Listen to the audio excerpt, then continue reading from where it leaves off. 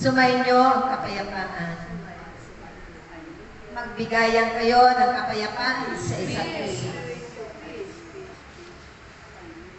Tunay nga aking mga anak. Panghawakan ninyo ang aking salita at mga aral.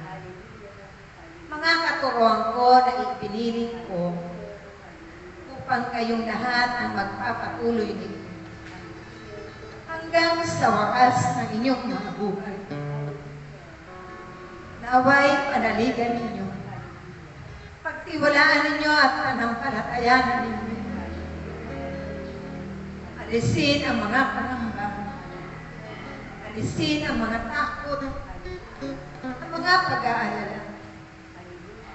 Dahil kami narito. Sa bawat araw ng inyong mga buhay, lumilipas at nauubos ang inyong mga kagandahan. Kumukupas ito at darating ang araw sa ayos na gusto ninyo. Tunay na kayo ay makakaranas ng mga panghihina ng inyong mga pangangatuan. Subalit kung kayo ay patuloy na naglilingkod sa Diyos, titibay at pahahabain niya ang inyong mga buhay. Bibiyayaan kayo ng kalakasan, mga himala ng kagalingan, ng inyong mga sakit at karamdaman na hindi kayang bilhin ng anumang halaga sa sanglibutan.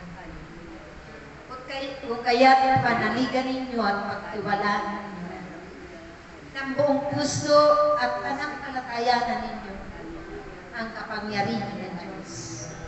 Ang kanyang mga pangako sa bawat araw, bawat sandali ng inyong mga buhay. Dahil itingalain niyo lagi at titingnan ninyo ang aking cross na iyan.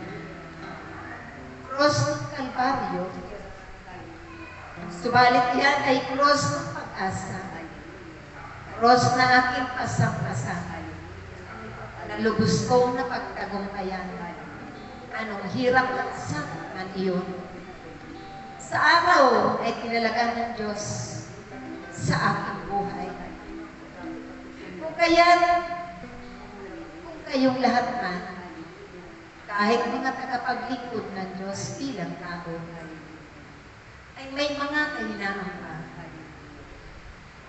Subalit sa kabila ng inyong mga pagsunod, sa mga mahalagang ipinag-uutos ng Diyos, ang mga bagay na hindi ninyo nakakayanan, maging ang inyong mga pasanin, ito'y kanyang nagagaan.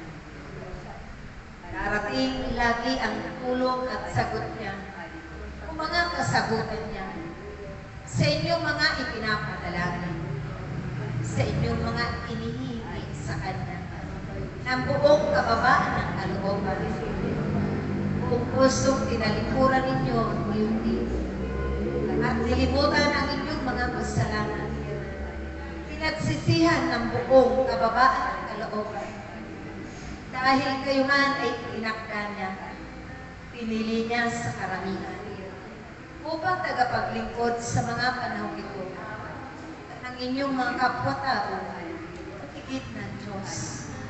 mga tagapanalangin at mga tagapagtaboy ng mga salot na may pagkakaisa kayo, laging nananalangin, dinaralita ang banal na Santo Rosario sa inyong mga tahanan, sa templo at sa mandako, na kayo'y tumitipon ng Diyos.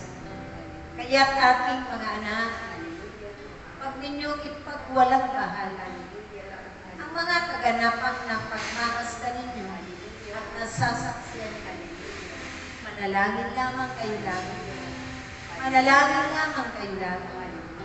Manalangin lamang kayo lamang ng buong puso, buong sinsiro, buong katapatan na paglilingkod sa inyong mga kapwa-tao, sa Diyos higit sa lahat, magpakailanman. Darating at darating rin ang araw ninyo, takda ng Diyos.